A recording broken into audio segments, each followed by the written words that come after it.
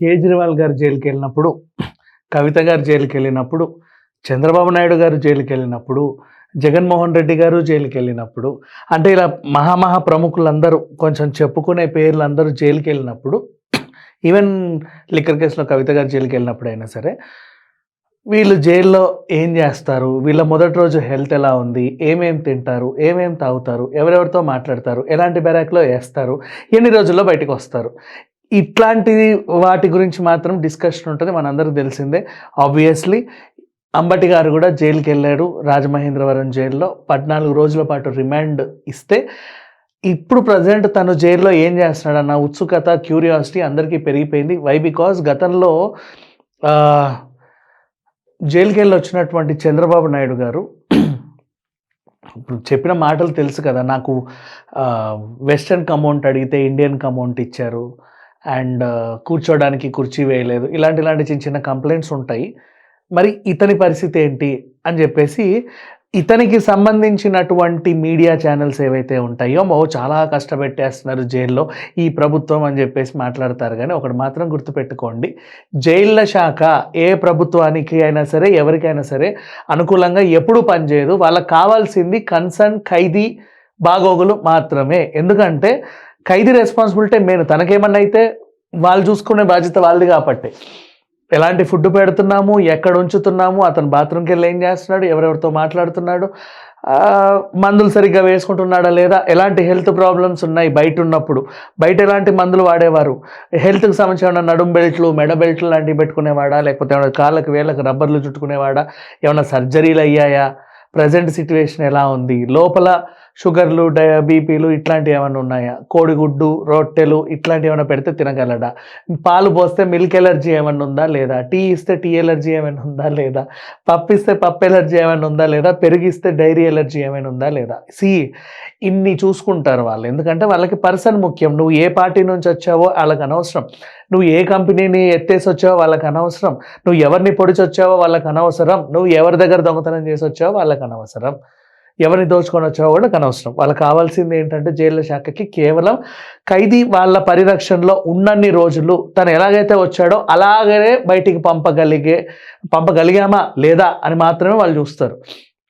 ఇక అసలు విషయంలోకొస్తే అంబటి గారు జైలుకెళ్లారట. మొదటి రోజు ఏం చేశారు? ఈ మొదటి రోజు ఏం చేస్తారమ్మా? ఎవరైనా సరే జైలుకెళ్ళినప్పుడు సెంట్రల్ జైలు ప్రెజెంట్ కోర్టు నుంచి జైలుకెళ్ళే మధ్యలో ఒకసారి హాస్పిటల్‌కి తీసుకెళ్తారు. అక్కడ తీసుకెళ్ళినప్పుడు ఆయనకేమైనా అనారోగ్య సమస్యలు ఉన్నాయో ఆ డాక్టర్ కనుక్కుంటాడు. ఇప్పుడు నిన్న నాకు విపరీతమైన చలి, జ్వరం అని చెప్పినట్లుగా అన్నమాట. సో, అలాగే నెక్స్ట్ ఆ తర్వాత వాటర్ ఎలర్జీ మర్చిపోయాను నేను. ఇప్పుడు మనం ఏదన్నా ప్రాంతానికి వెళ్ళినప్పుడు అక్కడ నీళ్లు పడకో, హాస్టల్‌లో పిల్లల్ని ఏసినప్పుడు వాటర్ పడకో, స్కిన్ ఎలర్జీస్ ఏమైనా వస్తాయి. అతనికి అక్కడ ఏమైనా అలాంటి ప్రాబ్లమ్స్ ఉన్నాయా? ఒకవేళ ఉంటే ఎలాంటి వైద్యుల సంరక్షణలో డెర్మటాలజిస్టో ఇంకెవరో ఏం చేయొచ్చు? లేదు వేడి నీళ్ళు, చన్నీళ్ళతో ఏమైనా ఎలర్జీస్ ఉన్నాయా? గాలి, ధూళి అన్నీ చూసుకుంటారు. ఒకటి కాదు చెప్పాలి అంటే.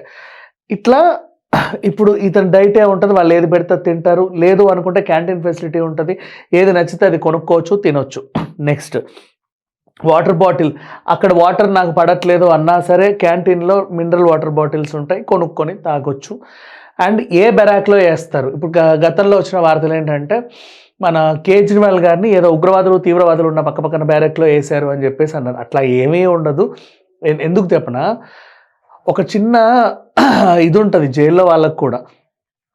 ఈ మెడలు కోసేవాళ్ళు, చేతులు కోసేవాళ్ళు, ఇట్లాంటి వాళ్ళు, జేబులు కత్తిరించేవాళ్ళు, లేకపోతే ఏదైనా పిచ్చి కేసులలో వచ్చిన చిల్లర చిచ్చోర వాళ్ళు ఉంటారు, సైకోలు. అలాంటి వాళ్ళని సెపరేట్ పెడతారు. అందరితో కలపరు. ఎందుకంటే వాళ్ళకి కూడా పిచ్చి థాట్సే వస్తాయి. వాళ్ళు అలాగే డెవలప్ అవుతారు. ఇప్పుడు ఎవడురా నువ్వు అంటే నేనొచ్చి నాకు రౌడీనన్నా అంటాడు. వాడెవడు అంటే ఆయన పెద్ద అండర్ వరల్డ్ డాన్ అంటాడు. నేను కూడా ఓ రోజు అండర్ వరల్డ్ డాన్ అవ్వాలన్న ఆలోచన వస్తది ఈడికి. అప్పుడు ఏం చేస్తారు చెప్పు? అండర్ వరల్డ్ డాన్ అవ్వడానికో, లేకపోతే వాడి స్టేటస్ పెంచుకోవడానికో ముఖ్యమంత్రిని లేపేసి నేను ఓవర్ నైట్ సెలబ్రిటీ అనుకుంటాడు వాడు. అదే పనిగా జైల్లో ముఖ్యమంత్రి ఏ క్యాబిన్‌లో ఉన్నాడో వెళ్లి వెతుక్కుంటా ఉంటాడు. ఇట్లాంటి వాళ్ళు కూడా ఉంటారు కాబట్టి జైళ్ల శాఖ ఏం చేస్తదంటే వీళ్ళకి సంరక్షణ ఏర్పాటు చేస్తది. ఇకపోతే పాపం మంత్రులు ఎప్పుడు నలుగురు మంది మరమలతో తిరిగేవాళ్ళు సడెన్‌గా జైలుకొచ్చారు అంటే వాళ్ళు కూడా అక్కడ ఏంటంటే పేద ఖైదీలు ఉంటారు కొంతమంది, పాపం వాళ్ళకి బెయిల్ వచ్చినా కూడా షూరిటీలకు డబ్బులు కట్టుకోవడానికి 5-10 వేలు లేకుండా కూడా జైల్లో మగ్గే వాళ్ళు ఉంటారు. అలాంటి వాళ్ళకి వీళ్ళు ఏం చేస్తారంటే ఎంతో కొంత ఇచ్చి వాళ్ళ అవసరాలు తీర్చుకుంటారు. వాటర్ బాటిల్ తేనన్న, అది తే స్నానాన్ని నీళ్ళు పెట్టు, ఇట్లాంటివి అనమాట. లేదా బట్టలు ఉతుకు. అండ్ ఇలాంటి వాళ్ళకి ఏంటంటే జైలుకి వచ్చినప్పుడు వాళ్ళు వీళ్ళు మాట్లాడి ఇబ్బందులు పెడతారేమో అని ఇంకో ఫీలింగ్ ఉంటుంది.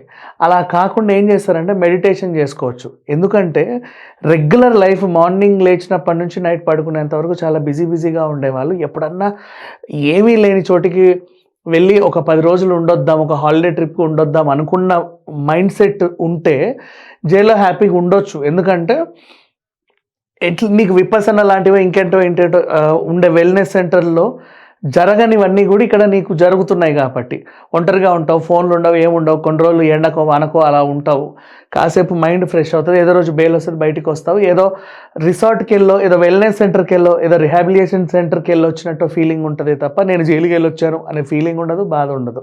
అది మన మెంటల్ ప్రిపరేషన్, మనమే అలా చేసుకోవాలి. ఇకపోతే అంబటి గారికి పక్క ఖైదీలతో ఏదైనా ముప్పు ఉందా, ఇంకెవరితోనో ముప్పు ఉందా అంటే ఆబ్వియస్లీ, ఎందుకంటే ఈయన ఫర్ ఎగ్జాంపుల్ ఈయన మంత్రిగా ఉన్నాడు లాస్ట్ ఇయర్.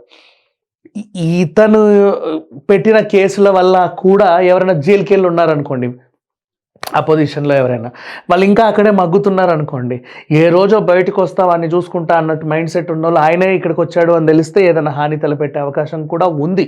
కాబట్టి జైలు శాఖ వాళ్ళు ఏం చేస్తారంటే వాళ్ళకు కూడా ప్రొటెక్షన్ కల్పిస్తారు. దీంట్లో ఎవరు కూడా ఎక్స్ట్రా టెన్షన్ తీసుకోవాల్సిన అవసరం ఏం లేదు. ఎలా అయితే లోపలికి వెళ్ళారో అలాగే బయటకు వస్తాడు. లోపల కూడా ఎలాంటి ఇబ్బందులు పెట్టరు. చాలామంది అలా మాట్లాడతారు, బట్ లోపల ఎలాంటి ఇబ్బందులు ఉండవు, ఏమి బెటరు.